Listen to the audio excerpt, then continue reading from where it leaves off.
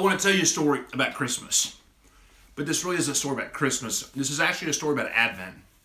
And if I'm going to tell you a story about Advent, I'm going to have to tell you a story about how I decided to get into this whole thing called being a preacher. And if I tell you a story about getting into this whole thing about being a preacher, that means I also have to tell you a story about just coming to terms and being able to actually call myself a Christian and what that meant for me. But it all begins when I was a kid.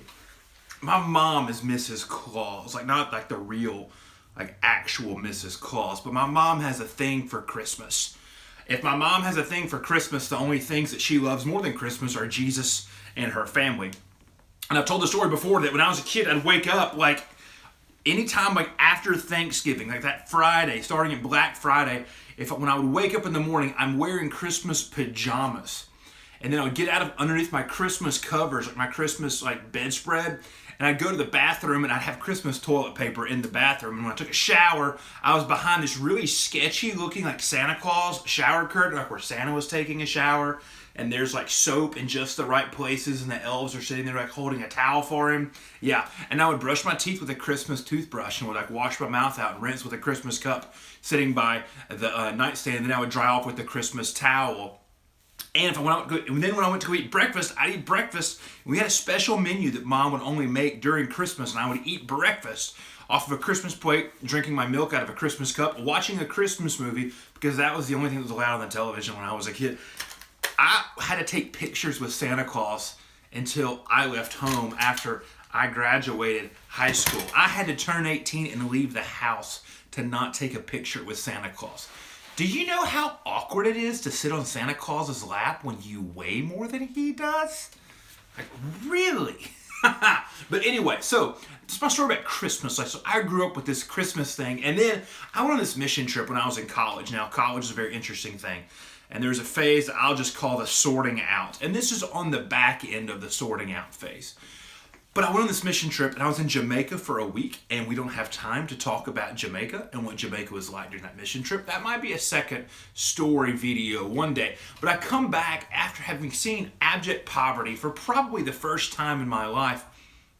And I come home to like the absolute American commercial Christmas with all of the things. And all the celebrations and all of the songs and all of the movies and all of the ladies who are passing out the Christmas Eve service because it's 70 degrees because we're in central Louisiana and they decided they want to wear a fur coat to the Christmas Eve service, which is 70 degrees in central Louisiana on Christmas Eve.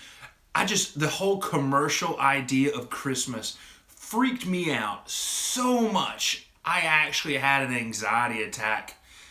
Might have even been a nervous breakdown. It was that bad. I gotta apologize to my sister because for a couple of years I was a bummer at Christmas because I played the holier than thou card and I made Mom get us like cows from Samaritan's Purse instead of actual Christmas presents. And you were in high school back then, so you bore the brunt of my holier than thou phase in regards to Christmas. But anyway, I had to find a way to sort Christmas out. And I discovered Advent. I discovered the church calendar and the Christian calendar, the cycle of life that the church uses to order its worship for the year. And it's the beginning of the year when Advent begins, which is typically the first Sunday after Thanksgiving, sometimes the second Sunday after Thanksgiving. But I discovered something else, and that had a big, huge thing to me as a pastor because I realized that I wasn't crazy anymore, that there were other Christians that were kind of digging into things and were wanting to lead in different ways. And I found that out, and so much of me being able to call myself a pastor, to call myself a person that can go and lead people in worship, was me being able to call myself a Christian and actually come to terms with that. And so much that coming to terms happened because I discovered the rich history and tradition of the church, even though I typically wear blue jeans and cowboy boots. I'm really low-key, and the church I lead, called Foundry, is really low-key. I identified with a pretty formulaic expression of the church for a long time, and I still do privately, because I was ordering my life around something that's much bigger than myself.